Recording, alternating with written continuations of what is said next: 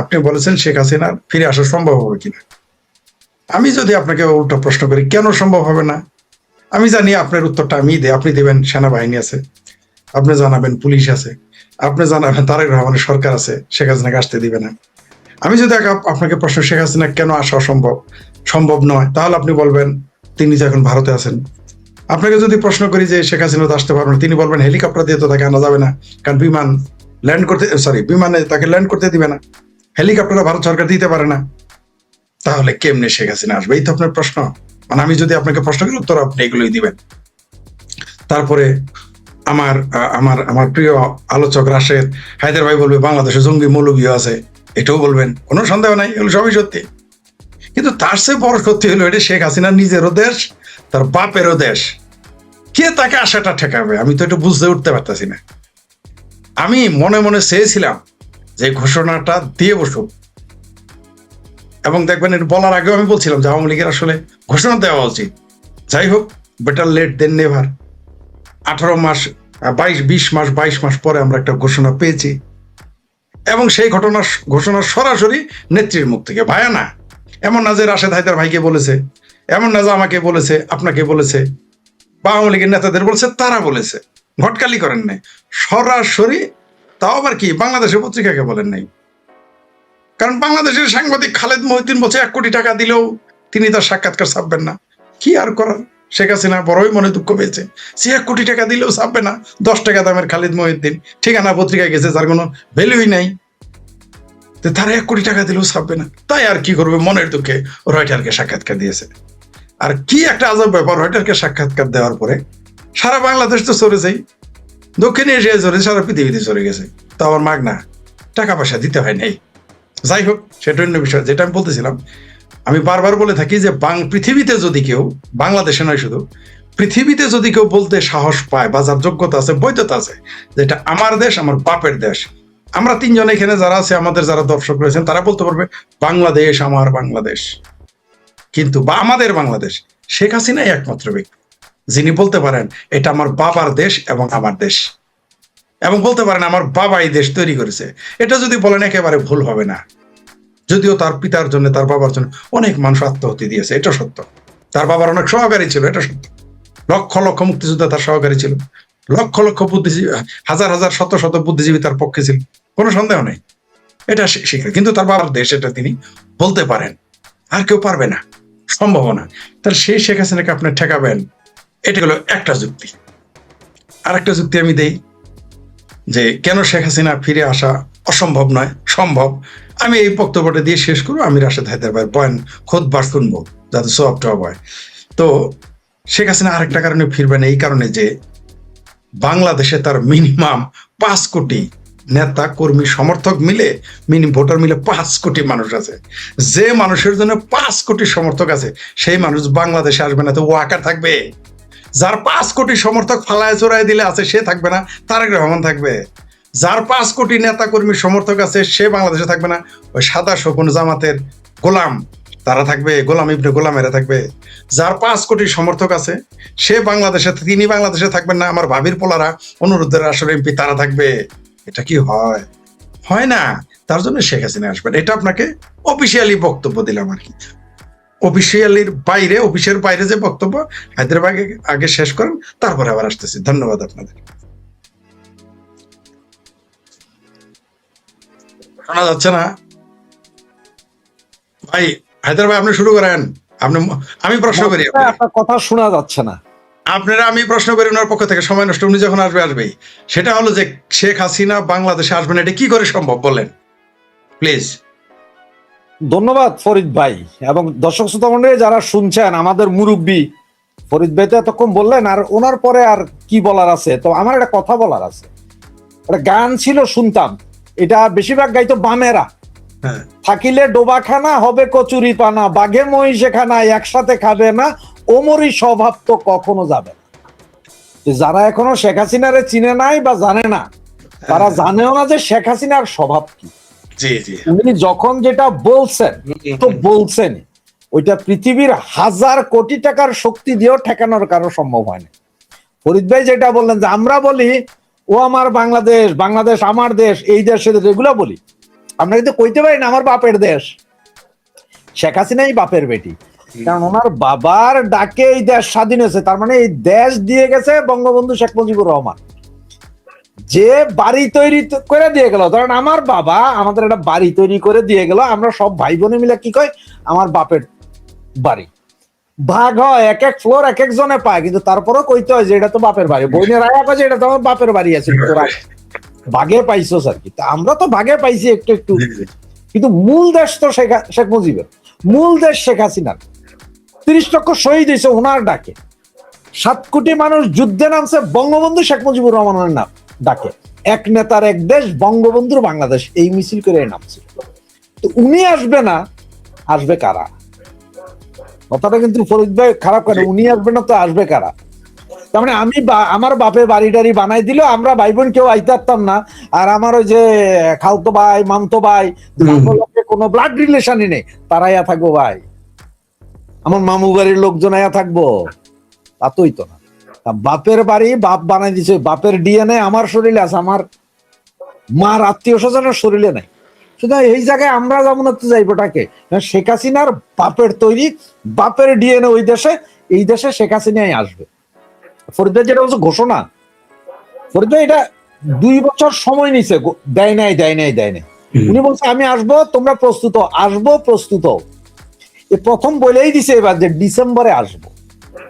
এই যে ডিসেম্বরে আসবে বলছে, এই ডিসেম্বরে আসবে। একমাত্র একটা জায়গায় ঠেকাই দিতে পারে, সেটা হচ্ছে বাংলাদেশে যদি কোনো যুদ্ধ বাইধা যায় না, পাইকারা আয়া ধরেন ব্যাপক বোমাবাজি কইরা মায়ানমারের লগে একটা যুদ্ধ বাজাই দিল, তাইলে হয়তো হইতে পারে। তা নাহলে শেখ হাসিনা ডিসেম্বরে ঢুকবেনই। দেখতে থাকেন ডিসেম্বর পর্যন্ত আরো কি কি হয়, শান্ত মাথায় দেখেন, বুঝে যাবেন ইনশাআল্লাহ। বিফলে মূল্য ফেরত, আপনাদেরকে বিফলে মূল্য ফেরত দিয়ে দিব। আর ফরিদ ভাই মূল্য ফেরত দিবে বিফলে। রাইট।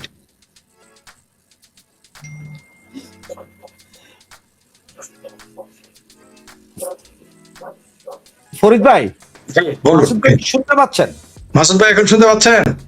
মনে হয় শুনতে পাচ্ছে না। আমার দ্বিতীয় প্রশ্ন, আমি আপনাকে একটা প্রশ্ন করি। জি বলেন।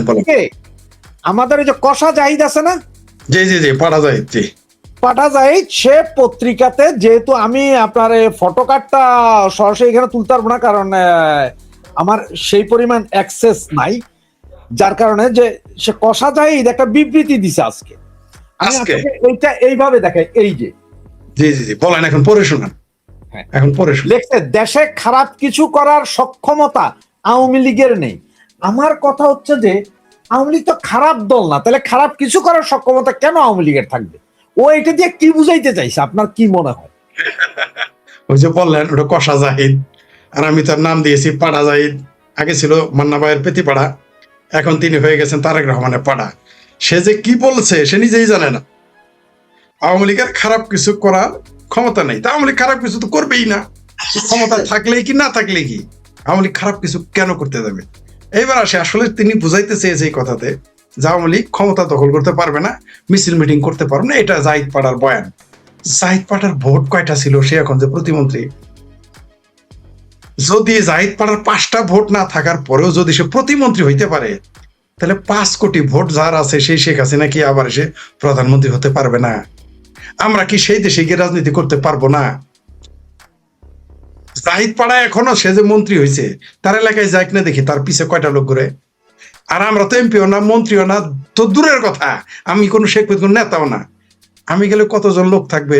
জাহিদ পাড়ার বাড়ির লোক আমার সাথে থাকবে, তার এলাকায় গেলে আমার পাশে আসবে, আমার সাথে কথা বলবে। জাহিদ পাড়ার জন্য যাবে না। আমরা যেখানেই যাব, আমরা এমপি হই না, মন্ত্রী হইলেও তো পরের কথা।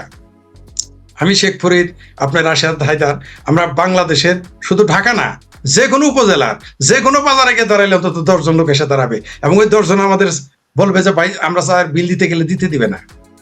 জাহিদ পাড়া তো মন্ত্রী হয়েছে, যাক না দেখে তার পিছে কয়জন করে আমরা দেখি একটু। তাহলে আপনার কথায় আমি যদি বুঝলাম, জাহিদ পাড়া বুঝাইলে যে খারাপ কিছু বলতে মানে সরকার গঠন করতে পারবে না, ইলেকশন আর সরকার গঠন করাটা খারাপ জিনিস। এটা তার কাছে হয়তো খারাপ জিনিস, যেমন সে তো খারাপ কিছু করেছে, কারণ সে সাল্লাই কুত্তার নাম বাঘা, কোথাকার কোন কষা জাহেদ পাড়া জাহেদ পেতি পাড়া জাহেদ হঠাৎ করে মান্না ভাইয়ের জুতা টানা, ব্যাগ টানা, থলি টানা বাদ দিয়ে হঠাৎ করে তারেক রহমানের প্রতিমন্ত্রী হয়ে গেল। আমরা তো ঢাকা শহরে থেকে আন্দোলন করেছি, আর তারা তো কোনোদিন ওইরকম কিছু দেখি নাই। ন্যূনতম পক্ষে যদি তারেক রহমান মান্না ভাইকে প্রতিমন্ত্রী মর্যাদার বা মন্ত্রী বানাইতো, এমপি বানাইতো, বা তাকে যদি সরকারের উপদেষ্টা বানাইতো, তাও একটা কথা ছিল। কিন্তু রুচিরও তো একটা ব্যাপার আছে ভাই। একটা বিষয় রয়েছে, সেটা হলো শেখ হাসিনার কিন্তু জীবনের ঝুঁকি আছে, এটা তিনি ফিল করেন, এবং ট্রাইব্যুনালে তার বিরুদ্ধে যে মামলা, সেই মামলার রায় হয়েছে ফাঁসি। এখন এই সিচুয়েশনে তিনি দেশে ফিরে আসলে আসলে পরিস্থিতিগুলো কোথায় গিয়ে দাঁড়াবে, আদৌ কি পরিস্থিতি তিনি কন্ট্রোলে রাখতে পারবেন, কিংবা আমি বোঝাতে চাই যে সরকারের সাথে বা অন্য তৃতীয় কোনো পক্ষ সমঝোতাকারীদের সাথে কোনো আলাপ আলোচনার মাধ্যমেই কি তিনি ফিরছেন, নাকি নিজেই 1/11 যেভাবে ফিরে আসছেন সেভাবেই চলে আসছেন রিস্ক নিয়ে? ফরিদ ভাই। আমাকে প্রশ্ন করছেন? জি জি, ধন্যবাদ আপনাকে। আমার মনে হয় তিনি কারোর সাথে সমঝোতা করে আসতেছেন। তিনি সমঝোতা করার মানুষ না। তার যে রাজনৈতিক চরিত্র, তিনি সমঝোতার মধ্যে তিনি যাবেন না। কারণ সমঝোতাই যদি করতেন, তাহলে তো তিনি আগেই সমঝোতা করতে পারতেন, ক্ষমতা থেকে তো তার পতনই ঘটতো না। তিনি যদি জো বাইডেন সাহেবের কথাটা মেনে নিতেন যে তাদের একটা বন্দর দরকার, সেন্ট মার্টিন দরকার, চিটাগাং বন্দরের কর্তৃত্ব দরকার, বা করিডোর দরকার, তো তখনই তো তিনি আপোষ করতেন। তো তিনি এখন আপোষ করে সমঝোতা করে মরার জন্য দেশে আসবেন, তখন তো তিনি ক্ষমতায় থাকতে পারতেন পুরো 5 বছর। তিনি তো করেননি। সমঝোতায় তিনি আসবেন, এটা আমার মনে হয়। তিনি সমঝোতা করার মানুষ না। তিনি ভুল সিদ্ধান্ত নিলেও তিনি সমঝোতা করার মানুষ বলে আমার, তাকে নিয়ে আমি 5 বছর দেবো। আবারও বলি, এই 2 বছর আমি শেখ হাসিনাকে নিয়ে গবেষণা করেছি, ক্ষমতায় থাকতে 3 বছর। আমি যতটুকু পেয়েছি, তিনি সমঝোতা করার মানুষ না। তার বহুবিধ সমালোচনা থাকতে পড়তেই পারেন আপনি। তার নীতি, তিনি নিজেও বলেছেন যে একটা দল দীর্ঘ সময় ক্ষমতা থাকলে তার ভুল ত্রুটি হতে পারে, তেমনি একটা ব্যক্তিরও ভুল হতেই পারে। তিনি তো ফেরেশতা না, তিনি তো দেবতা না, তার তো ভুল হইতেই পারে। আমাকে ক্ষমতা দিলে কি আমার ভুল হবে না? এই যে আমরা অনেক কথা বলি, আমাদের কি যে একটা কথা ভুল হয়ে যায় না? বলতে গিয়ে আমরা কিন্তু ভুল বলে ফেলি, প্রসঙ্গের বাইরে বলে ফেলি, বা বলতে গিয়ে কম বলি বা বেশি বলে ফেলি, বা ভুলই বলে ফেলি, পুরোটাই উল্টো করে ফেলি। যেমন আজকে আমি বলতে গেছিলাম আমির খান, বলে ফেলছি ইমরান খান। বিরাট ভুল। আমি যাকে নিয়ে বক্তব্য দিতেছি পুরো নামটাই বারবার ভুল করে ফেলেছি, বলেছি ইমরান খান, আসলে আমির খান। তো এরকম ভুল মানুষ হতেই পারে। কিন্তু শেখ হাসিনা যা বলেন, ওই যে হায়দার ভাই বলেন, তিনি কিন্তু সেটা করবেন। তিনি যে জীবনের ঝুঁকি নিয়েছেন, এটা বলেছেন, এগুলো সাধারণ কথা। তার জীবনের ঝুঁকি আছে, গ্রেপ্তারের ঝুঁকি আছে, তার ফাঁসি হইতে পারে, তাকে মেরে ফেলতে পারে, তাকে সেনাবাহিনী মেরে ফেলতে পারে, তাকে মৌলবাদীরা মেরে ফেলতে পারে। কে তাকে? বাংলাদেশে এই মুহূর্তে মুক্তিযুদ্ধের পক্ষের শক্তির বাইরে যারা আছে, সবাই শেখ হাসিনাকে মেরে ফেলার জন্য তৈরি হয়ে আছে। আগেও ছিল, পারে নাই। তাদের তো উদ্দেশ্য ছিল 4 তারিখে শেখ হাসিনাকে মেরে ফেলবে, কিন্তু পারেনি। তারপরে এক নেতৃত্ব বলেই ফেলেছে, তিনি শেখ হাসিনাকে ইলেকট্রিক শক দিতে চান। সংসদে, মহান সংসদে দাঁড়িয়ে একজন এমপি বলেছেন। কি হাস্যকর ব্যাপার! কোন দেশে বাস করি আমি, যে একজন এমপি বলে, তাও নারী এমপি, যে তাকে শক দিতে চান। তিনি কি বুঝাতে চেয়েছেন আমরা জানি। তো শেখ হাসিনা, এগুলো ঝুঁকি থাকবে অবশ্যই, কিন্তু আমার মনে হয় এগুলো সাধারণ কথা। যে কথা তিনি বলেননি সেগুলো থাকতে পারে না। আমরা এখানে যত কথাই বলি, কিছু কথা তো আমরা বলি না জানলো, বা কিছু প্রশ্ন আছে যেগুলো আপনি করেন না, অন্যভাবে আমরা ইশারায় বলি। অনেক প্রশ্ন আছে। আপনি যদি আমাকে এখন বলেন যে শেখ হাসিনা বাংলাদেশে এসে কি প্রধানমন্ত্রী হয়ে যাবে, আপনার এই কথা তো আমি সরাসরি উত্তর দিব না। দিব কি? দিতে পারি না। বা আপনি যদি আমাকে বলেন যে ভারত সরকার কি তাকে পাঠাচ্ছে, বা আপনি যদি বলেন রাশিয়া তাকে পাঠাচ্ছে, বা আপনি যদি বলেন আমেরিকার সাথে আপোষ করে তাকে পাঠাচ্ছে, আমেরিকা পাঠাচ্ছে, আমি তো এগুলো সরাসরি উত্তর দিব না, বা আপনি এই প্রশ্নগুলো করবেন না।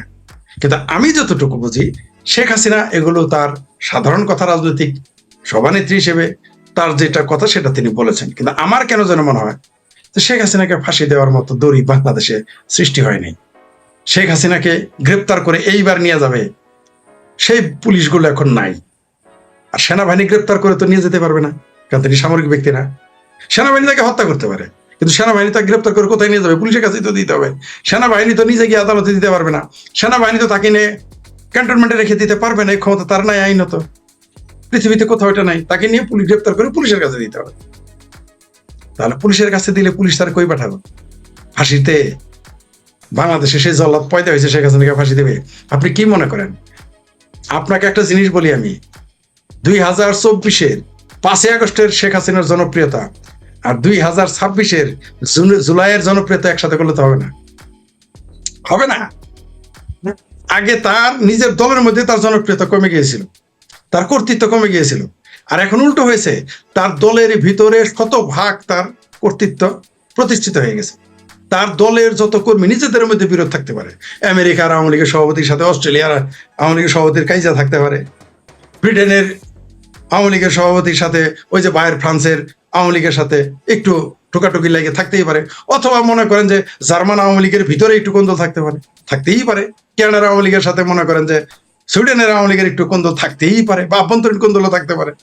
কিন্তু শেখ হাসিনার নেতৃত্বের প্রশ্নে সবাই তো এখন ঐক্যবদ্ধ, সেটা দেশের আওয়ামী লীগ হোক আর বিদেশের আওয়ামী লীগ হোক, সুবিধা প্রাপ্ত আওয়ামী লীগ হোক আর সুবিধা না প্রাপ্ত তো আরো বেশি, সুবিধা প্রাপ্তদের মধ্যে একটু দোটানা থাকতে পারে, কিন্তু যারা সুবিধা পায়নি তারা তো শেখ হাসিনার প্রতি শতভাগ নিবেদিত। তাহলে আওয়ামী লীগের ব্যাপারে কোনো আলাপ নাই, 100%।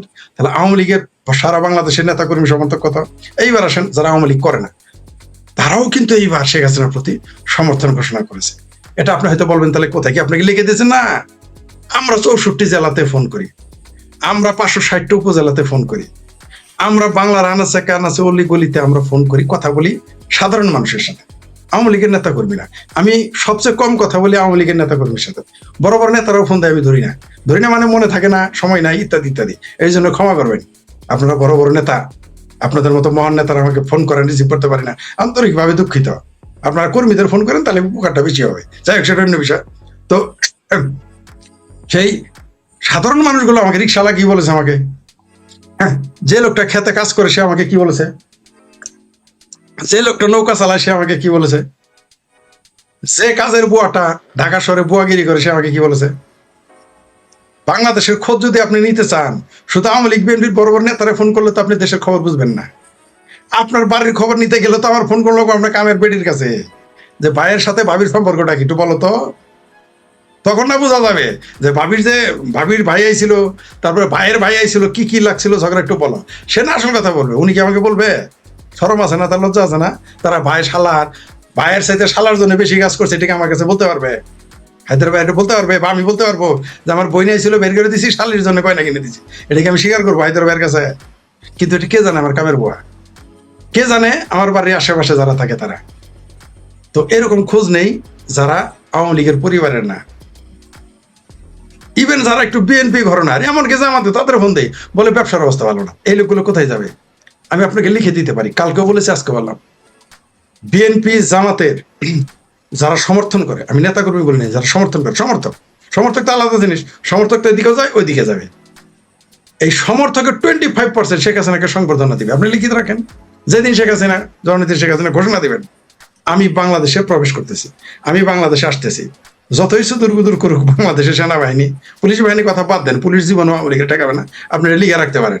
আপনি কি জানেন বাংলাদেশের সবচাইতে একটা সরকারি বাহিনী বেজায় খুশি হয়েছে, একেবারে খুশিতে পাক পাকুম কথা, সেটা পুলিশ বাহিনী।